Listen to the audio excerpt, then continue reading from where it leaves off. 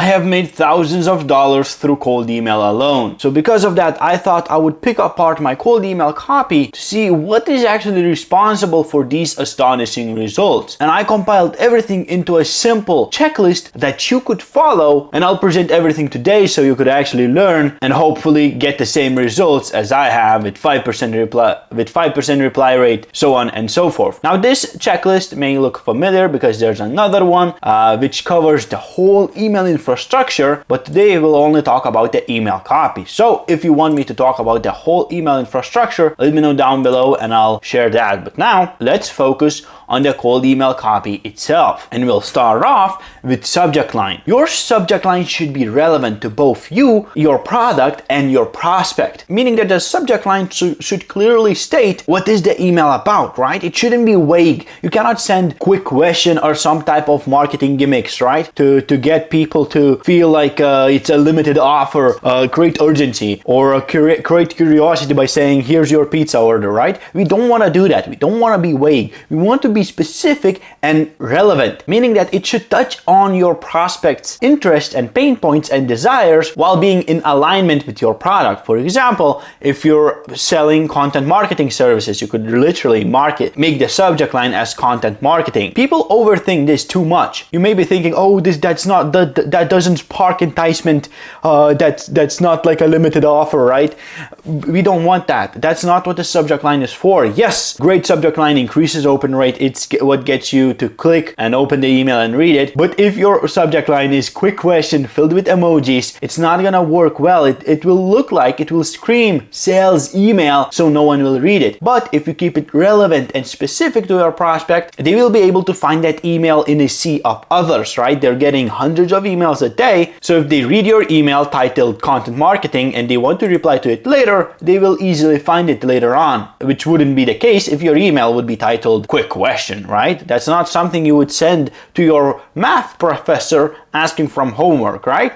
For homework, right? You wouldn't be saying, quick question, what's for homework this week, right? You would be saying math homework. Same you go with content marketing, B2C leads, whatever you're selling, right? You market, you mention that, simple as that, and you'll get opens and you'll get replies. Another thing is that your subject line should be short. This kind of follows the same statement that I said previously. It shouldn't be vague, it should be specific, and this follows on the same principle. So keep it short and snappy. 1 to 4 words should be enough. I mean, if there are exceptions, but usually keeping it short, it helps. And now we also have another thing called plain text. Well, I mentioned this briefly, saying that you should not use emojis. Sometimes you should not even use custom variables because it just screams spam if you say company name X company name partnership, right? But basically keep it plain, keep it simple. Subject line, it should be about the subject, right? You don't need exclamation marks or dollar sign emojis, none of that. It's not a marketing email. Now let's talk about the first line of your email. Like what I mentioned here is preview text. Let me show you what I mean. Like as you can see here, each email you send will have a preview text, and that is this text right here. This is the subject line, this is the sender, and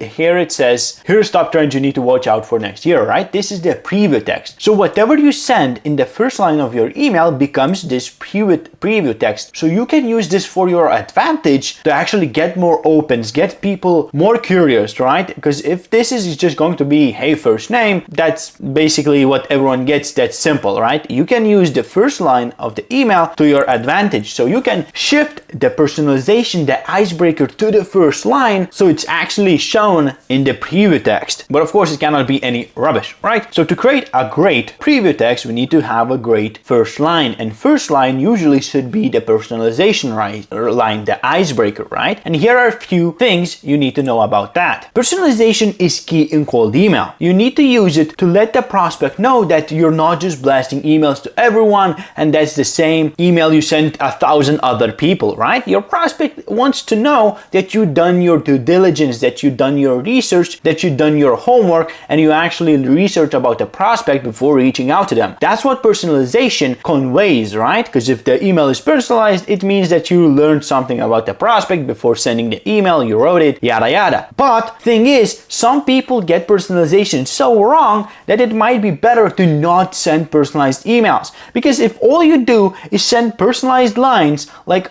100 other people, it's gonna scream automated again, because there are apps that do that. Salesforge, for example, you can use custom variables to send those semi-personalized emails, and I'll talk about that a little bit more in a bit. But your personalized line, even if it's personalized, should still be unique and should not follow a simple template like great work at company name, hey, you know, first name, you're doing great, how's the weather at your location, right? If you're using these type of aspects to write this poor personalization, it's worse than no personalization at all and a unique email, because again, people will notice a pattern. Other people, other salespeople use the same idea of personalizing just with a company name. If you do the same, the prospect will notice a pattern that this is a sales email. They will not even finish reading it. So make sure whatever you do, your first line is still unique to you, that you're the only one sending a line like that, right? And that should be about the whole email. But don't follow some sort of template, right? I saw how company name is doing and I wanted to reach out. Don't do that. If you're doing personalization, do proper personalization, research about your prospect, or instead use Salesforge, because Salesforge can take the LinkedIn profile of your prospect, their website, you find the information and personalize the whole email based on that. So if you want to save hours on personalization and even basically doing all of this, you can just go ahead and use Salesforge. Now let's continue and talk about the offer, because that's what comes after the first line, after the greeting, after the introduction, after all of that stuff. So first rule about the offer is that you have to be specific. Now what people do sometimes is they're very vague about their offers, right? So instead of learning about what they do, you're being left confused, right? You're confusing your prospects if your offer is vague. Like there's no wiggle room in the offer, right? You have to be specific, straight to the point, and you should mention the end result of your services, the end result of your product. Mention exactly what aspect will solve what pain point of your prospect, what aspect will satisfy the desires of your prospect, right? I'll talk a little bit more about that in the result and other aspects, but remember to be specific. Be as specific as possible. There's no need to use marketing gimmicks, words like that. You're having a human-to-human conversation, right? So do that. Also, it should be relevant. Again, like I said, make sure you're reaching out to people whose problems you could solve, or your product or service could solve their problems and help them reach their desires. Because if you're reaching to people and trying to sell camera equipment to a guy who hates taking photos, you won't sell anything. It's like selling a parachute to a guy who's scared of heights and will never go jump out of the plane, right, with a parachute, right? You basically want to make sure, and this starts off with lead scraping by making sure you're reaching out to the right leads, is you want to make sure your offer is relevant to your prospect, right? If you're selling content marketing, maybe B2B is not the best, prospects are not the great option for you to reach out to, right? If you're selling SaaS leads, maybe that's not something an e-commerce store would buy, right? So basically make sure your product can actually benefit your prospect, and your messaging should convey that as well. You should make sure your messaging mentions and shares the idea that your product is actually relevant to them. Now we are going to the claim. Claim is made up of 4 parts. This is the part where you actually present your product and service and kind of ask your prospect if they need it, right? Because of course you're not asking, do you need this, or do you buy this, do you want to buy this? You don't ask that, but basically you presenting something is kind of an offer, right? That's what it is, an offer. So you kind of expect an answer. Do you need it? Do you not need it? Would this help you? Yada yada. So, like I said, claim is made up of 4 parts, and this is their importance, or how much you need them or not. So let's go through them all. So result. First, you need to mention the result, or the most important part is basically the result. And again, it has to be super specific. For example, instead of saying, I'll help you do cold email, you have to tell the prospect, I'll help you do cold email and generate 20% reply rate. I'll generate 20 booked calls this month, right? You have to be specific on the end result. And this is where sometimes people get it wrong. For example, if you're selling content marketing services, again, this is an example, probably comes out because I'm doing content marketing. You cannot say, I'll get you 1 million views. It might sound specific to you, but it doesn't matter to your prospect. Your prospect does not want to go viral. They want to collect cash. So what matters to them is how many people will visit their website, how many of those people will convert. So instead of saying, I'll get you 1 million views, you should say, I'll get you 1 million views and 10,000 visits, website visits in a week, right? Or something like that. You have to be specific and mention not what you can do, but the outcome of your efforts, right? So if I get 1 million views, what's the end result of that? Some people will visit your website, they will sign up, you'll get the money, right? Because of course, I'm not in control of conversions, I'm not in control of all of that stuff, but the prospect just doesn't care about what you do. They matter about the end result. What happens after we get these services? Like you're selling lead generation, right? You book 30 calls. I don't care how many of those calls are qualified, how many of those prospects will show up to the calls, right? That's what I care about. I don't care about how many calls you can book. I don't know, is it just bots booking calls in my calendar and taking spots? So it doesn't, I don't care, simply as that. I don't care about if you're selling me 10,000 leads. No, I'm wondering how many of them are actually qualified and relevant to me and will actually respond and are not just inactive mailboxes. Before you actually send out your email, make sure the result you're sharing is specific, is relevant to your prospect, does solve a pain point, does hit their desires, right?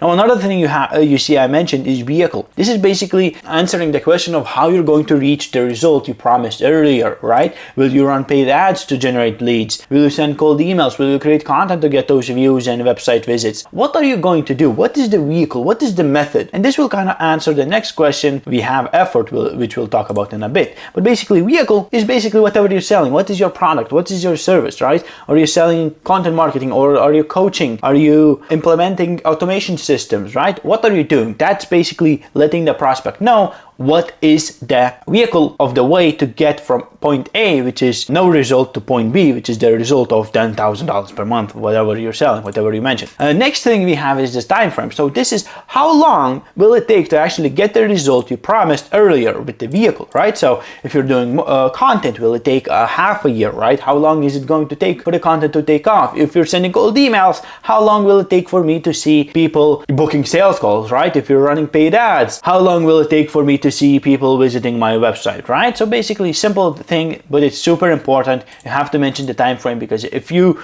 don't and your competitor does, everyone will go with your competitor because it's, they have a specific deadline. You need a deadline. Otherwise, what, you will work for 20 years till you get those results? Maybe that's a risk reversal. We'll talk about that. And lastly, in this part, in these 4 parts, right, is effort. Basically, how much effort from your prospect you will need to get the promised results. For example, if you're selling content marketing, will you write scripts and your prospect will film the videos? Is that the effort they'll need?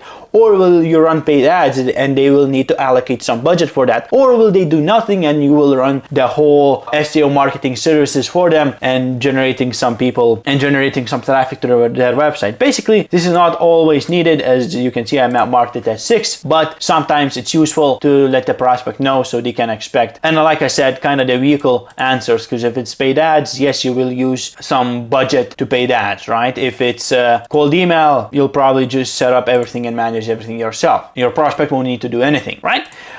So that's that. That's the part of the claim. Now we also have something called evidence. This is actually where you showcase proof that whatever you promised right here, your claim, is actually right. It actually works. Your promises will work, right? And you do that by sharing a case study or a social case study. So if you do not have experience, you don't have case studies, previous case studies, you can simply just share a social case study, sharing that this strategy you're talking about, this claim, has worked for other people. For example, cold email has worked in this niche, right? Paid ads work great for e-commerce, obviously, right? So basically, with evidence, you support your claim, sharing to your prospect that it actually works. It will get them the desired results in the shared time frame. Now, this sometimes is not enough, and you need to share something called risk reversal. Risk reversal basically means that you take the risk from your prospect that they would endure working with you and put it upon yourself, meaning that they have no risk working with you, and this makes makes the offer no-brainer. But of course, now you're risking.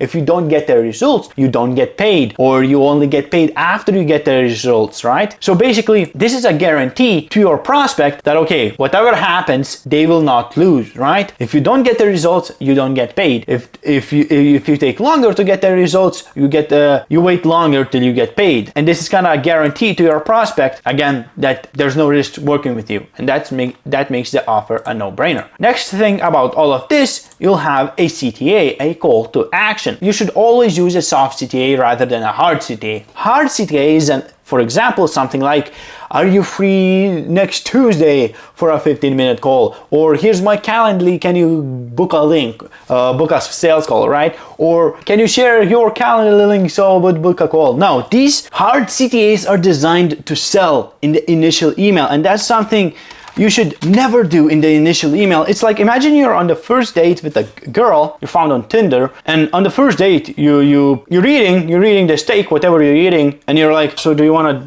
be my girlfriend, right? That's silly. That's silly. If you wouldn't do that on a date, why would you do that in sales? I mean, maybe that's an extreme comparison, but if you think about it, dating is like sales, right? You want to do some outreach, you want to reach out to people, you want to see their pain points, desires, yada yada. Of course, funny example. But again, if you wouldn't ask someone to become their girlfriend, to become your girlfriend on a first date, or your boyfriend, don't try to push your product down someone's throat the first time you're talking to them. No, your first initial email should spark a conversation. You should evaluate, is this even relevant to your prospect? Does this have any value to your prospect? Will this help them, right? That's what you want to do, instead of trying to sell right away. And this might sound backwards to you. Why would you talk to someone if you can just tell them, hey, buy my product? But in the long term, this will work a lot better than just coming in saying, hey, book a call because this is my product, right? It's like coming like that, like this, and saying, hey, please take this, right? It's like that. No, you first want to build a brand about your book, and then you sell it, right? You don't just come into the people and you shove this into their face. You don't do that. So the same goes with cold email. You don't go ahead and shove your product down their mouth. You first talk to them, you evaluate. Can you even help them? You don't know that. Maybe they're doing something better than you right now. They're generating 40 sales calls a month, right? Not 20. So tone down a little bit. And now, if you're thinking what kind of what is a great example of a soft CTA, well, you could ask, would this be of interest to you? Of course, edit this because everyone says the same thing. Make it applicable to your niche. Maybe ask if you could share more stuff. What I did is I really just say, reply yeah. 2 letters, not yes, yeah, if you want this. And I get so many replies because it takes no effort for the person to reply. They reply, I tell them something, right? Oh, they're interested. Now I'm saying, is this useful to you? Probably would be useful. How does this work? Well, I can tell you on a call. Let's book a call. Bam! You got a call, right? Now, after that, what if you don't get a reply? What if no one talks to you? You need to send follow-ups. You should only send 2 follow-ups. That's a personal suggestion. 2 to 3 follow-ups max. You don't need to send more because there's diminishing returns, meaning you're using more emails. You're using your mailboxes to send emails, but the chance of getting a reply is lower. The chance of getting reported as spam is higher, so there's no need. I might even not send 2 anymore and send just 1, so I could reach out to more prospects over the shorter period of time. But, right, here's some rules. Your follow-ups should be engaging. You can either do valuable or engaging follow-ups. You can also do bumps. I'll talk about that, but probably not good. So engaging follow-ups are something funny, something your prospect might share with their teammates, right? Something that just stands out, breaks a pattern. So this could be meme follow-ups, Loom follow-ups, GIFs, all of that good stuff, right? Something that's not just a bump, which is terrible. Bump is just bumping the email to the top of the mailbox, just bumping this, just following up. Terrible, right? You can do better. And the valuable follow-ups are just you sharing some information, the audit of your prospect's website, some information, their niche, how to go viral, how to book more sales calls. Here are 1,000 free leads in this niche. Whatever you're sharing, maybe a checklist like this. This could be a follow-up, right? Hey, I made a checklist that you can follow to ensure you get 20% positive reply rate. So this is what you want to do. And if you do that, you will get response rate like this and you'll make a lot of money. So go send some emails. Bye.